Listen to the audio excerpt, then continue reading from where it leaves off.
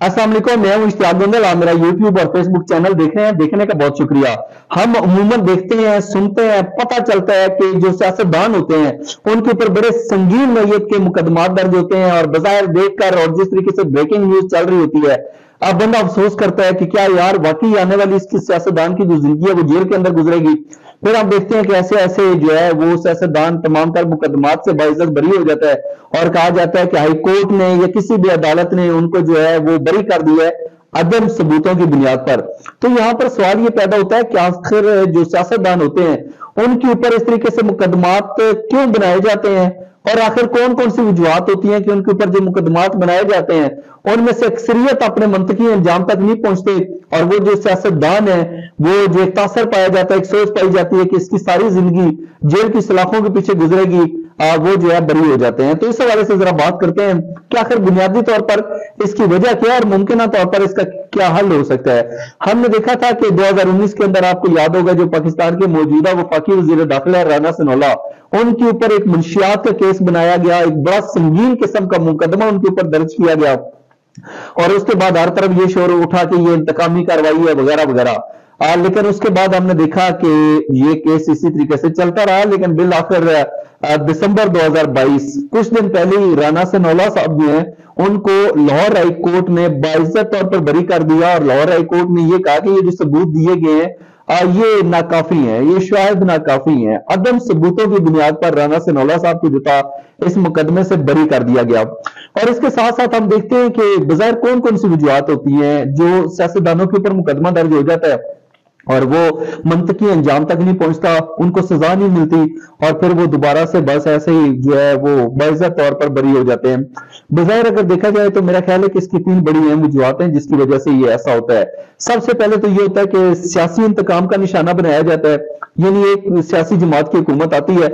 मिसाल के तौर पर अभी की बात नहीं कर रहा, पहले की बात कर रहा था। आपको ये दोस्त है ना माशाल्लाह बड़े जबरदस्त किस्म के, अल्लाह ताला इनकी दोस्ती को और मुश्तरका मफादात को नजर ना लगाए। यानी कि पाकिस्तान पीपल्स पार्टी की हुकूमत होती थी, नून लीग वाले उनके ऊपर मुकदमात बनाते थे, नून लीग वाले हुकूमत के अंदर आते थे तो वो पाकिस्तान पीपल्स पार्टी के ऊपर मुकदमात बनाते थे, और ये सिलसिला यूं ही चलता रहता था, आंख में चोली चलती रहती थी। और अभी ये दोनों मिलकर वैसे पाकिस्तान तहरीक इंसाफ के ऊपर जो है वो मुकदमात बना रहे हैं। तो एक तो इंतकामी कार्रवाई का निशाना बनाया जाता है, सियासी इंतकाम का निशाना बनाया जाता है, कोई सबूत नहीं होते, इसलिए जब वो मुकदमात होते हैं वो निचली सतह पर या अदालतों में चलते हैं तो ये सियासतदान बाइज्जत तौर पर बरी हो जाते हैं।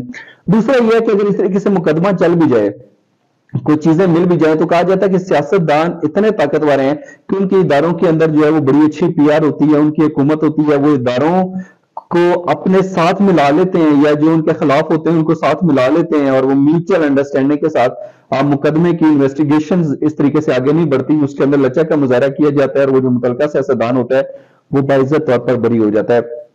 और तीसरा यह है कि जो मुकदमात का इंदराज किया जाता है, जिस तरीके कार के तहत मुकदमा दर्ज किया जाता है और जिस तरीके कार के तहत इन्वेस्टिगेशन तहकीकात आगे चल रही होती हैं, वो प्रोफेशनली नहीं चल रही होती, वो ठोस नहीं चल रही होती, किसी तरीके कार के तहत नहीं चल रही होती, जिसकी वजह से वो शख्स जो है बाइज्जत तौर पर सॉरी बरी हो जाता है। इसके साथ साथ अगर हम देखा जाए तो अब थोड़ा सा कल्चर भी तब्दील हुआ है। कुछ अर्सा पहले तक एक तासर यह पाया जाता था कि जो पुलिस है इसको इस्तेमाल करके आप किसी को भी जो है वो इंतकामी कार्रवाई का निशाना बना ले, पुलिस को इस्तेमाल करके आप जो मर्जी कर ले, एक झूठी एफआईआर करवानी है और उसके बाद बस आप जो चाहें अपनी मर्जी के अहदाफ जो है वो आप हासिल कर सकते हैं। लेकिन बदकिस्मती से पहले पुलिस को मिसयूज किया जाता था, अभी हम देखते हैं कि मुख्तलिफ इदारों को इस्तेमाल किया जाता है। मिसाल के तौर पर हम अगर बात करें तो जैसे हमने देखा कि जो राना सनोल्ला साहब हैं उनके केस के अंदर एंटी नारकोटिक्स फोर्स को इस्तेमाल किया गया, दोस्त मोहम्मद मुजारी के केस में एंटी करप्शन को इस्तेमाल किया गया, और शहबाज शरीफ के खिलाफ जो केसेस बनाए गए उसमें एफआईए को इस्तेमाल किया गया। अब अगर बाजार देखा जाए, जब तमाम सारे इदारे इस तरीके से जो हुकूमत के अंदर सियासी बंदा बैठा है, जिसकी हुकूमत है, जिस सियासी जमात की हुक्मरानी है, अगर ये इदारे उनके कहने के ऊपर इस तरीके से केसेस बनाएंगे और वो बाइज्जत बरी होते रहेंगे तो इदारे का टाइम जाया होगा, बर्बाद होगा। जो प्रोफेशनल लोग हैं वो उसके ऊपर कभी मेहनत नहीं करेंगे, उनको पता होगा कि आज हम ये केस बना रहे हैं, ये तो इनकी हुकूमत, आज हम ये केस खत्म हो जाना तो भाई हमें क्या पड़ी इतनी मगजमारी करने की, इतनी दिमाग खपाने की। تو جس کی وجہ سے وہ تمام تر انویسٹیگیشنز، تحقیقات اور کیس جو میرٹ کے اوپر چلنا ہوتا ہے وہ نہیں چل پاتا، اور پھر بدقسمتی سے اس طرح کے جو کیسز ہوتے ہیں وہ اپنے منطقی انجام کو